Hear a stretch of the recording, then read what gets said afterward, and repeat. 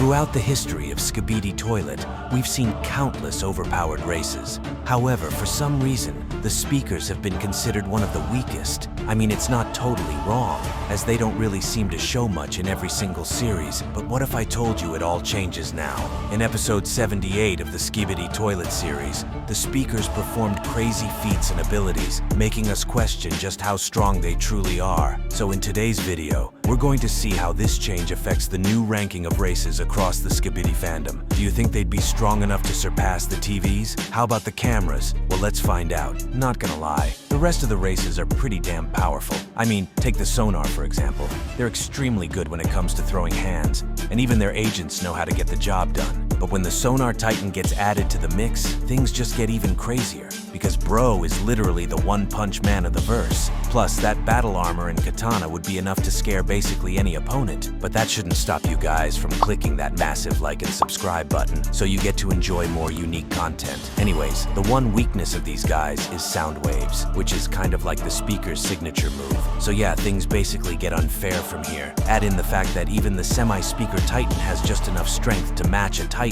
and it just makes things a lot easier. So yeah, the speakers should be ranked higher than the sonars. But what about the clock race? I mean, they're considered the most broken race of them all, right? Well, not much has to be said about this one, because I know the clock's abilities or feats speak for themselves. It's not every day you get to see a Titan revive multiple Titans casually and go on like nothing even happened, or someone stop an entire galaxy in time just for aura farming. Well, what I'm trying to say here is the clocks are just too broken, and the speakers are a long way from getting to that point. There's no way the speakers would match these beasts, so for that same reason, the clocks rank higher. Another overpowered race that was above the speakers back then was the drill race. Well, basically, right from the very beginning, these guys were really broken. But as of right now, the Drill Titan is the only one that carries here, because the rest of their army were almost wiped out. Let's just say the Assassin Drillman also has massive feats, like taking on 06 and those 5 mutants he took out almost instantly. But for the Drill Titan, I don't think I need to explain what he could really do,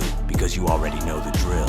However, I think the speakers are better overall. But wait, hear me out. From what we've seen, the speakers have showcased more versatile agents in the recent episode, meaning they don't really rely on their Titan that much, which is obviously better than what the drills had to offer. Plus, add in the fact that we haven't really seen the OG speaker just yet, and that should prove my point even more. You get what I mean? The units were the downside of the drill race. But how would they fare up against a race whose army is incredibly powerful? The camera race. Now, one thing about these guys in every single fandom is they're always on the front lines, meaning they're really massive in size. And damn, don't even get me started on their technologies and weapons. We've got characters like the Plunger Man, who's definitely a strong agent you wouldn't want to mess with. And there's the big guy, the Camera Titan, not just from the OG series, but we've also got guys like the ones from Virulence with his crazy battle armor, or the Multiverse with Rage Mode. They're extremely broken, and with their numbers, they'd be running your pockets in no time. However, it would take a lot of cameras to pull off that same episode 78 feet, and they'd have to sacrifice many agents in the process, unlike the speakers, who have so much aura. I'll let you guys decide on this one. Are the speakers stronger now, or not? Moving on, we've got the pencil race. Although they were kind of mysterious back then, their true potential is now in full display. Not only were they able to create basically anything,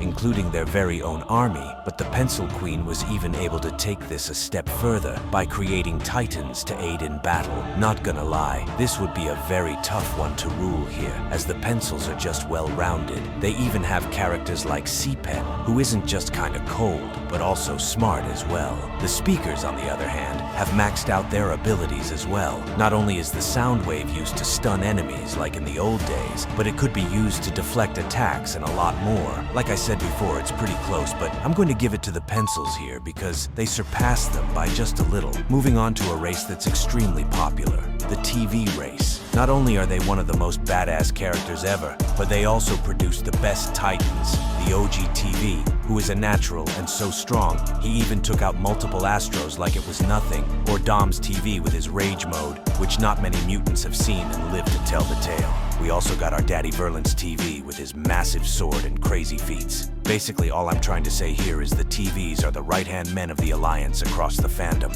so they won't be put down that easily. It's safe to say the TVs would definitely rank higher than the new speakers as well. Then, we've come to a very formidable race, the computers. Just from their name alone, you could tell they're extremely intelligent. And I'm not talking about just being smart. Their abilities are very unique. We've seen the computer titan do the hacking, which gives him total control of his opponents, or the agents being too good at what they do, like downloading weapons to suit the situation and stuff like that. But when compared to the speakers, things get quite tricky, as while the speakers excel at hand-to-hand combat and exceptional fighting style, the computers always do things the other way, like strategies and stuff. In terms of weapons, no one's better than the computers in that aspect, as even the speaker weapons could be copied instantly if it came to that. The speakers are greater in numbers, which significantly boosts their overall stats. Not gonna lie, it's a tough one, but since I don't want to be called a speaker glazer down in the comments, I want to hear your thoughts on this one as well.